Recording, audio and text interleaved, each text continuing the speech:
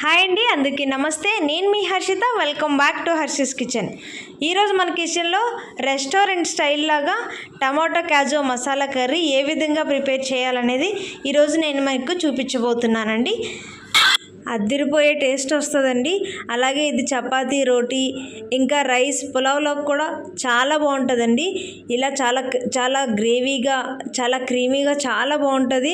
నేను చెప్పినట్లు కనుక ఈ వీడియోలో చూపించినట్లు ఒకసారి మీరు ట్రై చేయండి. చాలా టేస్టీగా. అదేవిధంగా మన ఛానల్ కొత్తగా వస్తే వీడియో చూసే ముందు ఒక లైక్ చేయండి ఫ్రెండ్స్. అదేవిధంగా సబ్స్క్రైబ్ చేసుకుంటే ఇలాంటి వీడియోలు మరెన్నో చూడవచ్చు. ఓకే, ఇక మనం వీడియోలోకి వెళ్ళిపోదాం.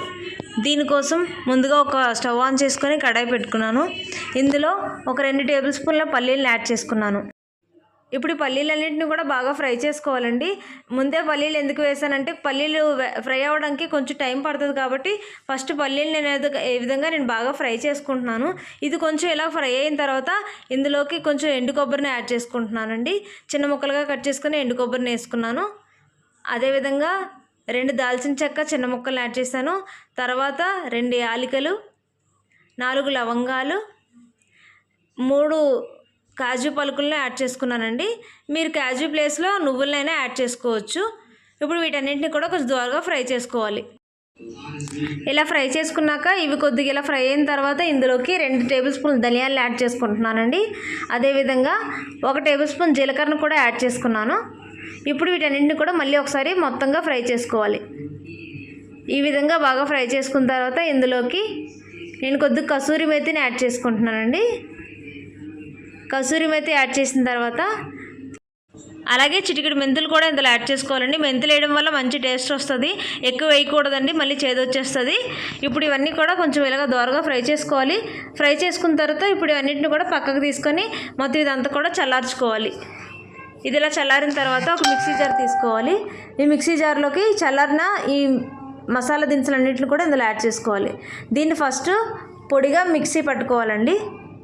ఇలా పొడి అయిన తర్వాత ఇందులోకి కొద్దిగా వాటర్ పోసుకోవాలి. వాటర్ని యాడ్ చేసుకొని మెత్తటి పేస్ట్ లాగా రుబ్బుకోవాలి. ఈ విధంగా మొత్తంగా పేస్ట్ లాగా గ్రైండ్ చేస్తాం కదా. ఇప్పుడు ఇది మూత పెట్టుకొని పక్కన పెట్టుకోవాలి. ఇప్పుడు వీటి కోసం 2 ఉల్లిపాయల్ని, 4 టమాటాలని మీడియం సైజులో నేను తీసుకున్నానండి.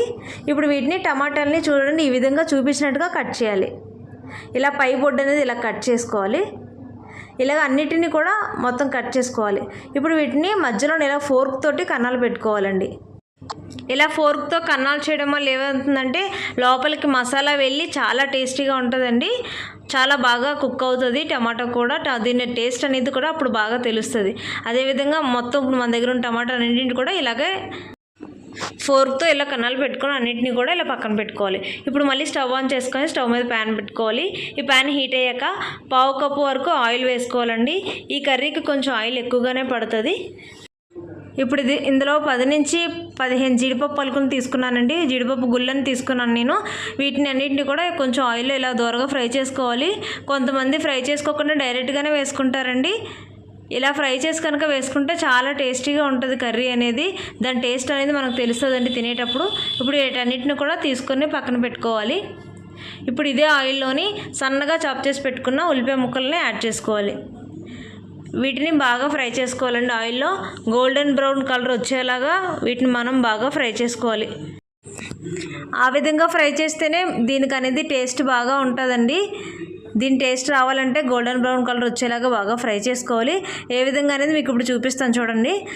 ఈ విధంగా ఈ మాత్రం ఫ్రై అయితే సరిపోతుందండి. ఈ మాత్రం కలర్ చేంజ్ అయింది కదా. ఇప్పుడు 1 టేబుల్ స్పూన్ అల్లం వెల్లుల్లి పేస్ట్ని యాడ్ చేసుకున్నాను. ఈ అల్లం వెల్లుల్లి పేస్ట్ పచ్చివాసన పోయేలాగా దీన్ని బాగా ఫ్రై చేసుకోవాలండి. ఇప్పుడు ఒక రెమ్మ కరివేపాకును యాడ్ చేసుకున్నాను. అలాగే 2 పచ్చిమిరప చీలికలను కూడా యాడ్ చేసుకున్నాను. ఇప్పుడు వీటన్నింటిని కూడా బాగా ఫ్రై చేసుకోవాలి ఆయిల్లో. ఇలా ఈ విధంగా మొత్తం అంతా ఫ్రై చేసుకున్న తర్వాత ఇప్పుడు ఇందులో ముందుగా మనం మిక్సీ పట్టుకున్న మసాలా పేస్ట్ని ఇందులో యాడ్ చేసుకోవాలండి. ఈ పేస్ట్ అంతా కూడా ఇందులో ఇలా యాడ్ చేసుకున్న తర్వాత దీన్ని బాగా ఫ్రై చేసుకోవాలి. ఈ ఆయిల్లో ఈ మసాలా పేస్ట్ అంతా కూడా బాగా ఫ్రై అయ్యేలాగా బాగా ఫ్రై చేసుకోవాలి. దీన్ని కిందన కొంచెం అడుగంటినట్టు ఉంటుందండి. కొంచెం జాగ్రత్తగా కలుపుకోవాలి, అడుగు నుంచి కలుపుకోవాలి. ఇది ఇలాగ మొత్తం లోపల ఆయిల్ అంతా కూడా ఈ మసాలా పేస్ట్ నుంచి సపరేట్ అయ్యేలాగా బాగా ఫ్రై చేసుకోవాలి. ఇప్పుడు ఇందులోకి 2 టేబుల్ స్పూన్ల కారం యాడ్ చేసుకుంటున్నాను. అదేవిధంగా నేను ఇందులో రుచికి సరిపడా సాల్ట్ని కూడా యాడ్ చేసుకున్నాను. ఇప్పుడు ఇదంతా కూడా బాగా మిక్స్ చేసుకోవాలి. ఇలాగా బాగా ఆయిల్లో ఫ్రై చేసుకోవాలండి. ఇలా ఇది కొంచెం బాగా ఫ్రై అయిన తర్వాత ఇప్పుడు ఇందులోకి కొద్దిగా వాటర్ని యాడ్ చేసుకుంటున్నానండి. 1 గ్లాస్ వాటర్ని నేను ఇందులో యాడ్ చేసుకున్నాను. ఇప్పుడు ఇదంతా బాగా కలిసేలాగా ఇలా ముద్దలేమి లేకుండా చక్కగా మొత్తంగా కలుపుకోవాలండి. ఈ వాటర్లో మొత్తం కలిసిపోయేలాగా మొత్తంగా ఇప్పుడు ఇందులో మనం ముందుగా కట్ చేసుకున్న టమాటాస్ని యాడ్ చేసుకోవాలండి.